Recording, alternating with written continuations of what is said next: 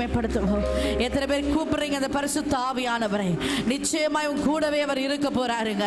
இன்றைக்கு துதிக்கிற யாவர் மத்தியிலோ, யாவர் குடும்பத்திலோ அந்த பரிசுத்த ஆவியானவர் உன் குறைகளை நீக்கவே, உன் பலவீனங்களை மாற்றவே, உன் துதியின் சத்தத்தை கேட்டு இந்த நேரத்தில் அவர் இறங்கி வருகிறாரு. அவர் இறங்கி வருகிறாரு. ஆகாரின் கண்ணீரை கண்டவுடனே இறங்கின தெய்வம் இந்த நாளிலே உன் கண்ணீரை கேட்டு உனக்காய் இறங்கி வந்திருக்கிறாரு.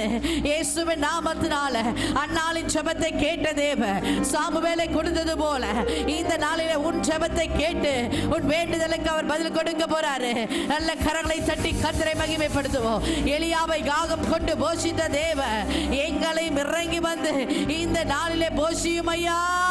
கேளுங்க கேளுங்க கேளுங்க. ஆவியின் மன்னாவினால, ஆவிக்குரிய ஜீவத்தினால என்னை போஷிங்கப்பா, போஷிங்க ஆண்டவரே. ஓ மக்கு நன்றி நன்றி.